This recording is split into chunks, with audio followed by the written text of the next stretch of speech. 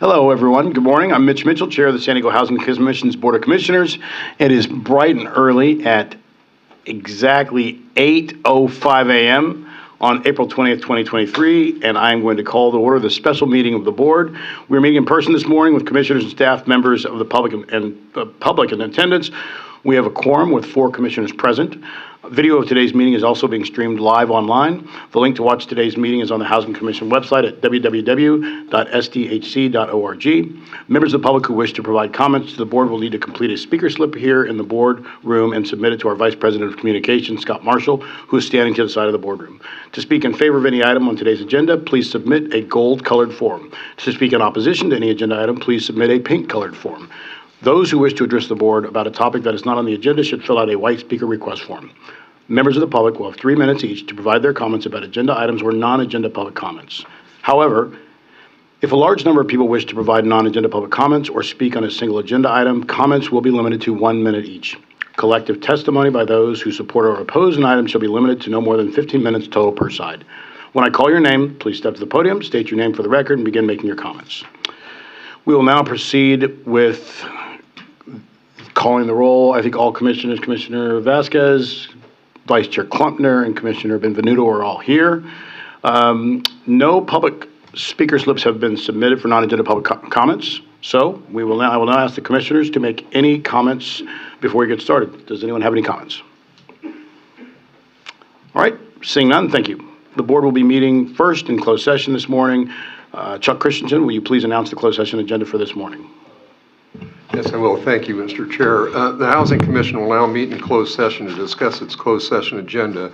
Roman numeral 4A, conference with real property negotiators, and Roman numeral 4B, conference with legal counsel concerning existing litigation. That's San Diego Housing Commission versus APR Construction and Eric Scarborough. Those are the matters that will be discussed in closed session. Thank you, Chuck. No speaker slips have been submitted for the closed session, so this concludes the public comment period. We will wait for a moment to clear the room, and then we will begin our closed session.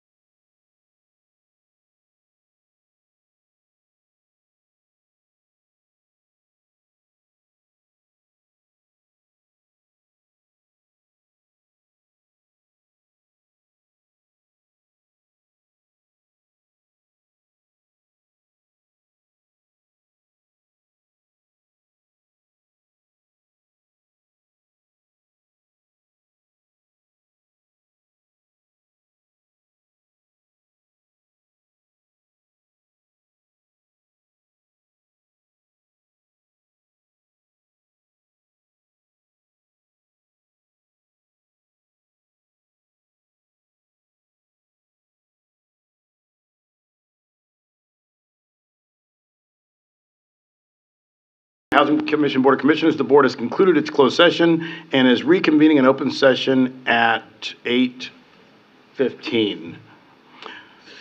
The Housing Commission General Counsel, Chuck Christensen, will now announce the actions the board took in closed session. Chuck? Yeah, thank you very much, Mr. Chair. The Housing Commission met and discussed item Roman numeral 4A, which is conference of real estate property negotiations.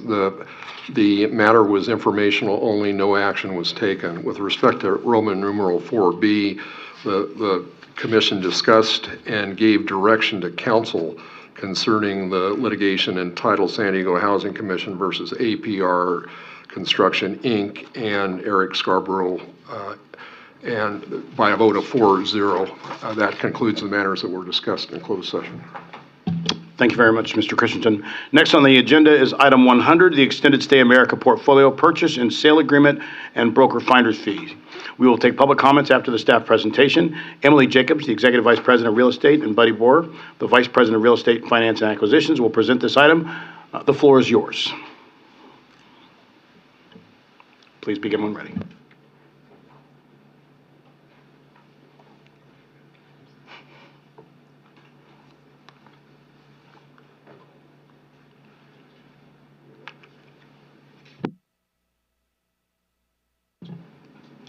Great. Good morning.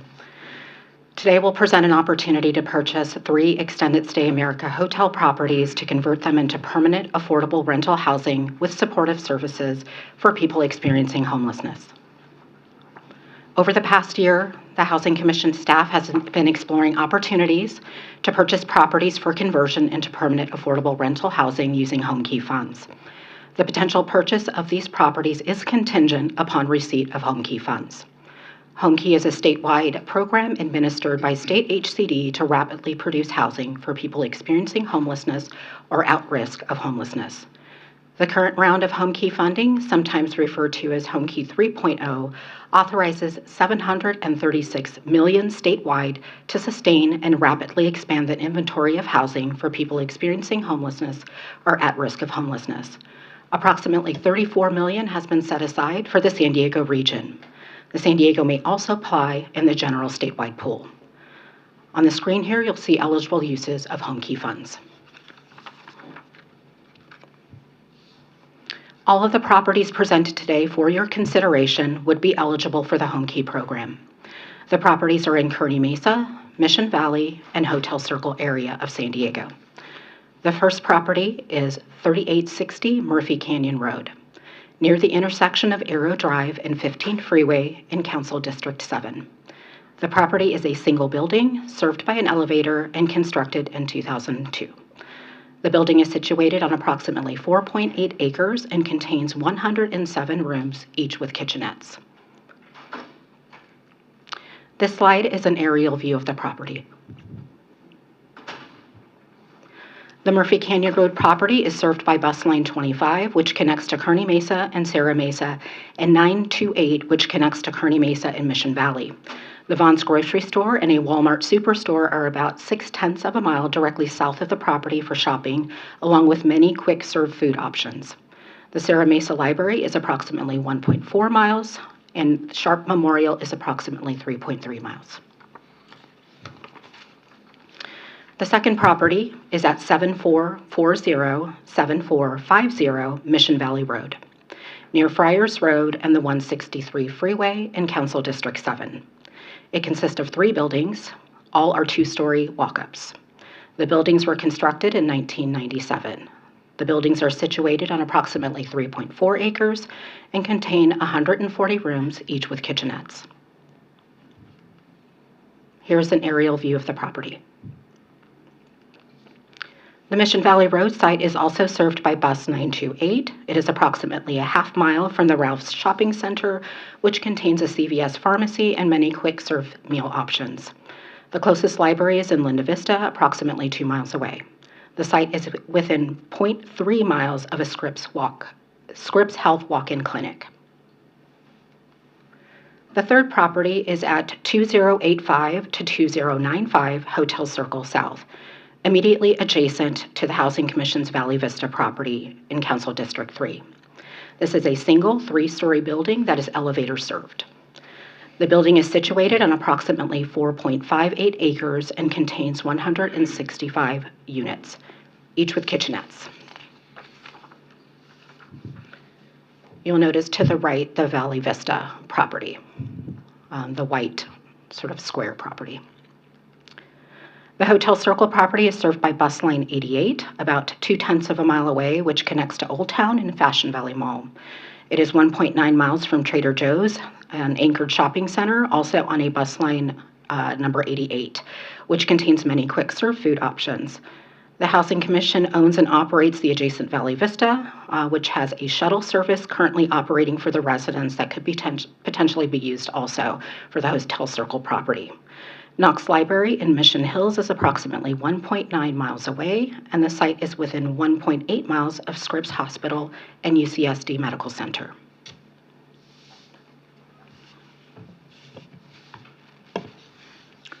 So the proposed combined purchase price for these properties is $157,875,000. That's an average price per door of $383,192.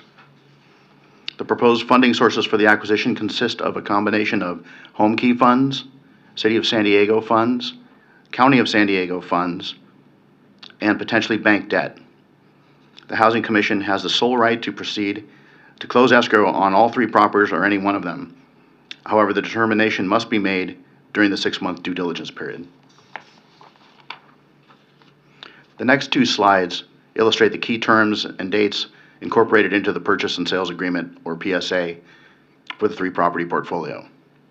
The due diligence period will begin immediately following the mutual execution of the PSA and will last 180 days, 6 months. The initial deposit is $150,000. This equates to $50,000 for each location and is refundable. At the end of the due diligence, and if the Housing Commission decides to waive contingencies and proceed with the proposed acquisitions, the deposit will be increased to $300,000, which equates to $100,000 for each location, and it will become non-refundable. We anticipate applying for home key in approximately May or June of 2023. Please note that this round is a first in, first scored, so we will be applying as soon as we can after performing the needed due diligence and completion of the application materials. Next slide. We anticipate a home key award in August or September of this year, and if home key funds are awarded, escrow should close on or about October of this year. The date to close escrow can be extended, however, as late as July of 2024 at the Housing Commission's sole discretion. Next slide. As we have discussed previously with other transactions, a purchase and sales agreement is necessary before the Housing Commission can obtain site control and perform the required due diligence. Our due diligence will include a minimum of the activities you see listed on this slide. We will assess items such as zoning conformance, the presence of potential environmental hazards, immediate and long-term capital needs, pest control, unique site conditions and constraints, Americans with Disabilities Act and Path of Travel review, and any other areas that need additional review. We will also obtain appraisals, including peer review appraisals and market studies for each site. These activities will enable the Housing Commission to identify potential risks, if any, associated with purchasing the properties and converting them into permanent affordable rental housing. It's important to note that this effort requires that we expend funds for due diligence and design without the guarantee that we will advance all of the deals to the application round, or that we will be successful with the funding award. This is typical in real estate development. The funding sources we anticipate to use, for escrow deposits and due diligence are moving to work funds, as you see here. Next slide. We also want to draw the board's attention to two issues that are specific to this purchase opportunity. The first is a recent change in the appraisal guidance for Home Key 3.0. The language on the screen is pulled from the current Home Key guidelines, and the guidance states that appraisal conclusions must reflect the highest and best use of the property without considering the potential project funding associated with Home Key or affordable housing funding. We have provided this to our appraiser, and he will comply with the guidance. The second issue is the role of the real estate brokers in the potential transaction.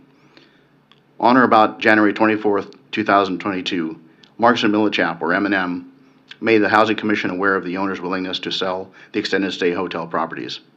At that time, the Housing Commission and M&M had a contract which provided for the Housing Commission to pay a brokerage commission to M&M in the event that the seller was unwilling to pay the brokerage commission.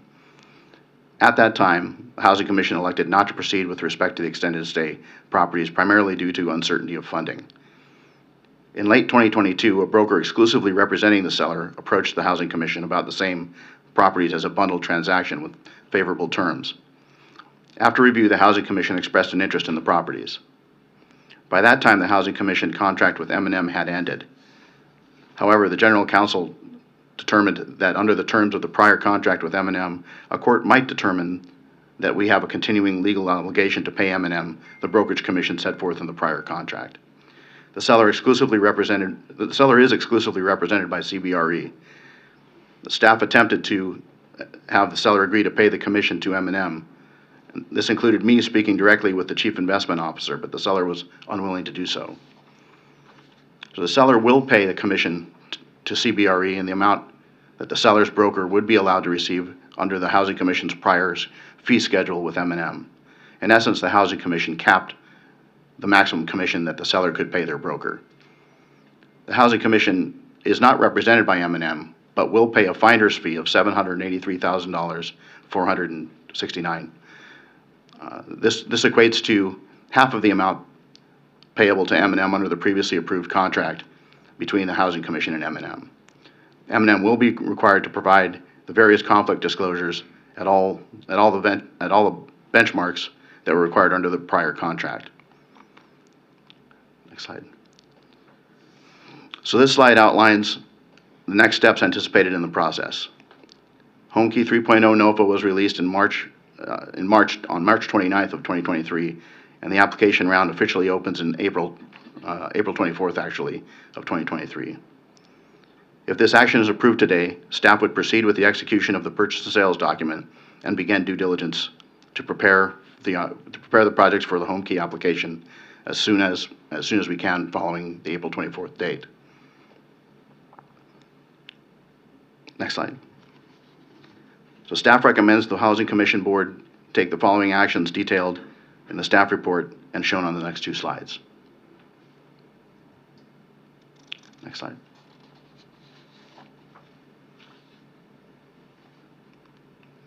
So this concludes our presentation, and we're available for questions.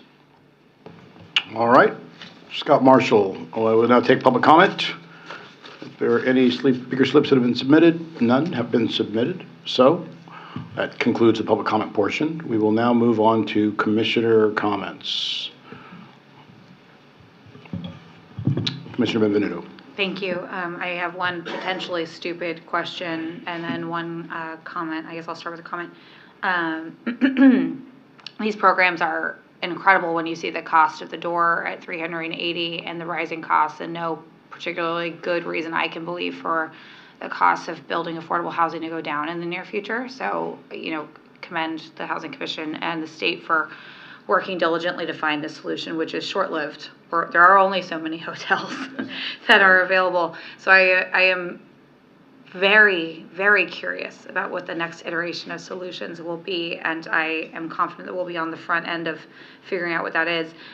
My potentially stupid question: why do we need a purchase and sale agreement to figure out the zoning conformance? That seems like one of the maybe easier pieces, but one of the pieces I'm mostly interested in because of the potential for community members who have an issue to throw a wrench in things. Yeah, so essentially it is because we'll need a third-party consultant, and we have procurement requirements, and we have to get your authorization to expend funds. So, sure. I like that question. I think everybody would just assume that if it's a hotel, it's zoned for residential, maybe not, but I could be wrong. True. Any further comments or questions from the commissioners? Vice Chair Klumner. I want to echo Commissioner Benvenuto's comment about the price per door. This seems like a fantastic value proposition here. And we know that the permanent supportive housing is, the tool for specific cohorts of the unhoused population that need that level of support. So this seems like a great solution. The finder's fee, if for some reason not all three, that would be prorated, correct? Yes, correct. In the staff report, it details what it would be for each location. Got it, thank you.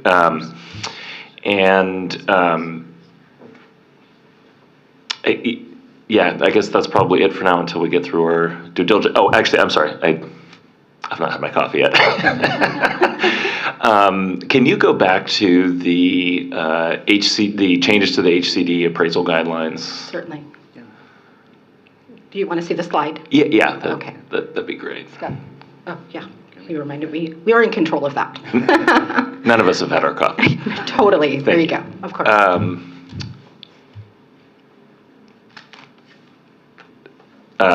Okay, so may or may not be so the highest best use may or may not be its existing use. And so if I'm understanding this correctly, HCD is essentially saying, don't consider the existing, don't give any preference to the existing use, just the highest and best use.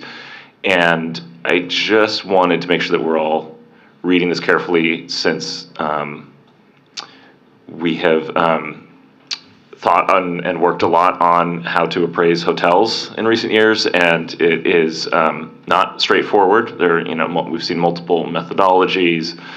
It can be based on the revenue of the existing use as compared to, right? So I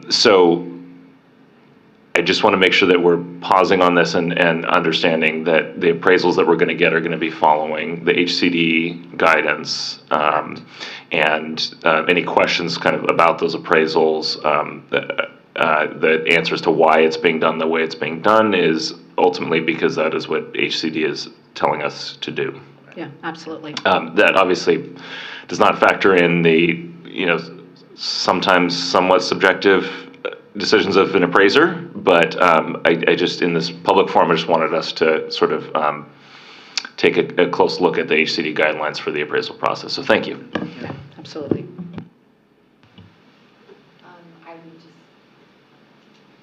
The only thing I'd like to add is that's an excellent question by Commissioner Kalkner, and that if so, because it's following the guidelines, that this is a complicated issue.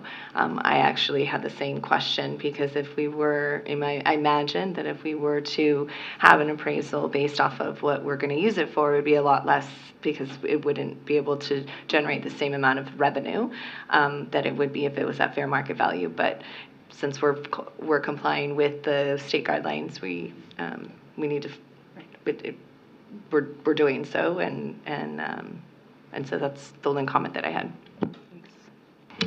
Thank you, Commissioner Vasquez. So I'll just end with this. I want to first of all say thank you to the staff, commend you. We know this is the last round of home key. We appreciate the fact that the governor recognizes the plight that a lot of our cities are dealing with. And when you can find a way to pick up 412 rooms and begin housing people and close in October, you have to be thrilled about the opportunity. And to Jeff Davis and the entire team, you were asked to shoot for the moon. You were asked to do something big. The time to do something big is now. And I think that this application is a great tribute to your understanding of the severity, but also your tenacity. So I'm excited for the application, for the process to move forward. I'm excited for hopefully a thumbs up in August. And I would also say that I want to say thank you to the city and the county. I know we've had a lot of conversations with them about the importance of this application, about the importance of this moving forward. And it's a great example of partnership. Everybody understands how significant the situation is, but this is truly a partnership. And I want to say, really appreciate the mayor's office, Supervisor Vargas, the county, and everybody for being engaged, leaning in. And so with that, again, great job. So I'm looking for a motion. There is. So moved by Vice Chair Klumner. Is there a second? We have a motion by Vice Chair Klumner and a second by Commissioner Benvenuto.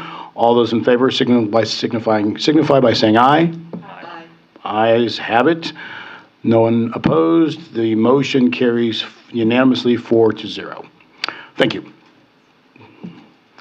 Next item, great job, Emily and Buddy. Next item on the agenda is item 101, the loan recommendation for Serenade on 43rd. We will take public comments after the staff presentation. Vice President of Multifamily Housing Finance, Jennifer Kruder, will present this item. Jennifer? Bright and early this morning, you and Colin, all smiles? Always, right? I was just about to say that. I know, wow, he's efficient, right? Yeah. Yeah. So the floor is yours. All right. Good morning, Chair Mitchell and Commissioners. As you said, I'm with Colin Miller. I don't think he needs much of an introduction, but he's Senior Vice President of Housing Finance. When you walk up with a Post-it note only and no other notes, you really don't need an introduction. So, the item before you today is a request to approve a proposed residual receipts loan in an amount not to exceed $2 million for the rehabilitation and new construction of Serenade on 43rd. The proposed project will be comprised of 64 units, which will be a mix of studio, 1, 2, and 3-bedroom units, and 1 unrestricted manager unit. The 64 units will remain affordable for 55 years at 30 to 60% of San Diego's area median income, with 31 of the units being reserved for individuals experiencing homelessness with a serious mental disability.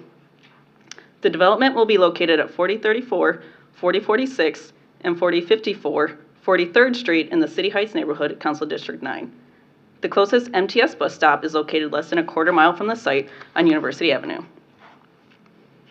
The developer, Wakeland Housing and Development Corporation, applied for a residual receipts loan and permanent supportive housing federal project-based housing vouchers through the Housing Commission's fiscal year 2023 Notice of Funding Availability. The developer received a preliminary loan of up to $2 million and an award of 32 vouchers for the households with income levels between 30 and 40% of AMI. Services for the tenants will be provided by Housing Innovation Partners and the County of San Diego Behavioral Health Services. Examples of services will include case management, as well as hosted workshops on topics such as recycling and health and wellness.